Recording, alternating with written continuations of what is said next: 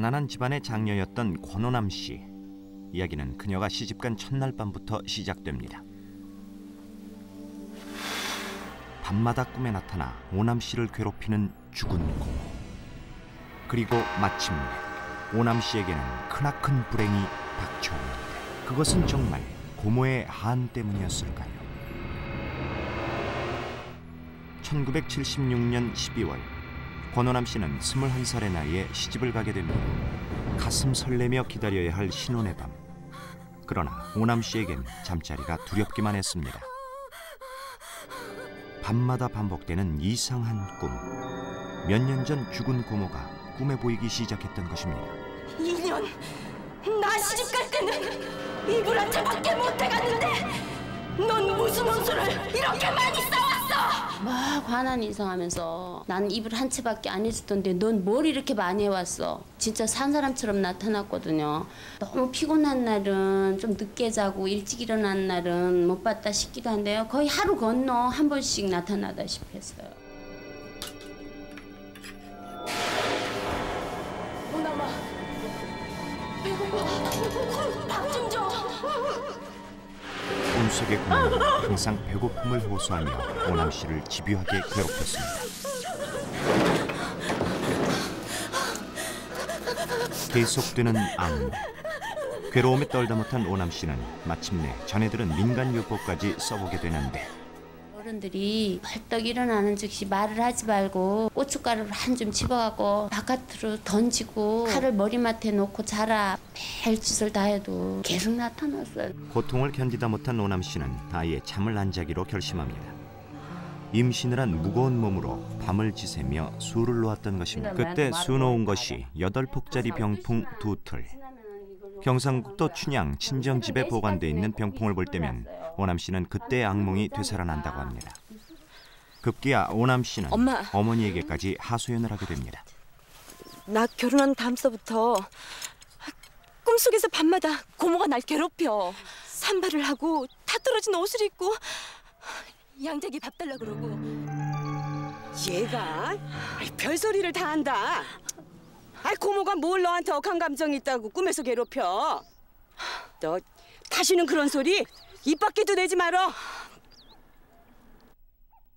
따끔하게 야단을 치긴 했지만 어머니를 내심불안케 하는 게 있었는데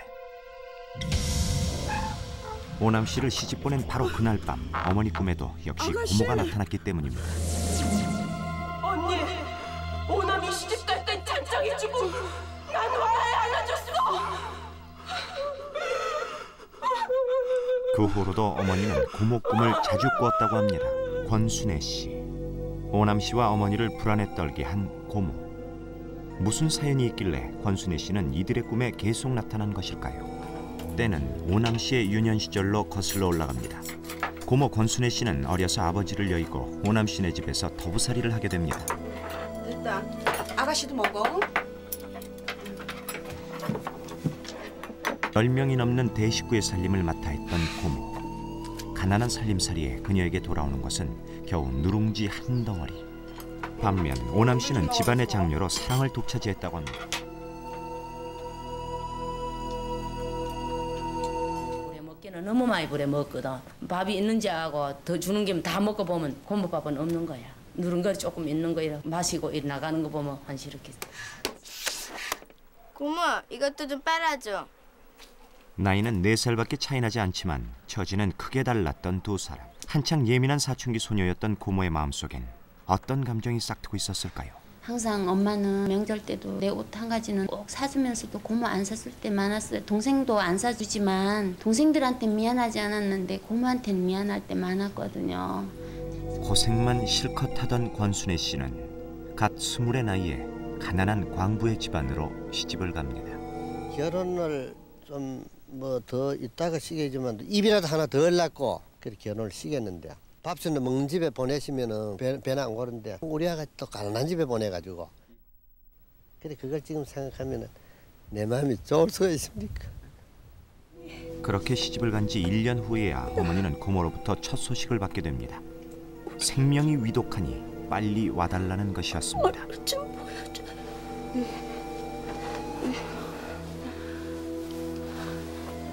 엄동설안에 혼자서 아기를 낳다가 산독에 걸린 고모. 그녀는 아이를 힘있게 한번 안아주지도 못한 채 한많은 일생을 마칩니다. 아기를 낳은 지 7일 만의 일이었습니다.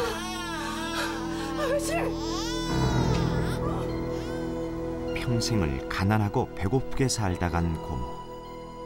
핏덩어리를 놔둔 채 죽어간 엄마. 고모는 그 한 때문에 이승을 떠돌고 있었던 걸까요? 아기를 낳다가 비명에 간 고모. 고모의 꿈이 여전히 반복되는 가운데 마침내 오남 씨의 분만일이 다가왔습니다. 꼬박 이틀을 계속되는 지독한 난생. 그러나 태어난 아기는 울음소리 한 번 내지 못하고 죽고 맙니다. 정신 좀 차려보세요.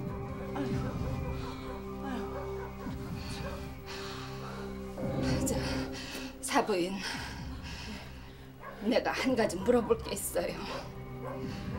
사돈댁에 아기 낳다 죽은 젊은 여자 있지요? 오남 씨 어머니는 사돈에게서 놀라운 얘기를 듣게 됩니다. 오남 씨가 진통에 시달리던 밤에 사돈이 꾼 꿈. 그 꿈에 고모가 나타난 것입니다. 이 얘기 내가 데려갈 거야. 당신 죽은 내 마음에를 데려간단 말이에요. 아이고, 안 돼. 아이고, 안 돼. 남을 왜 데려가냐고 하면 소리를 지르면서 쫓아나가긴 하면 확 없어지더라고요.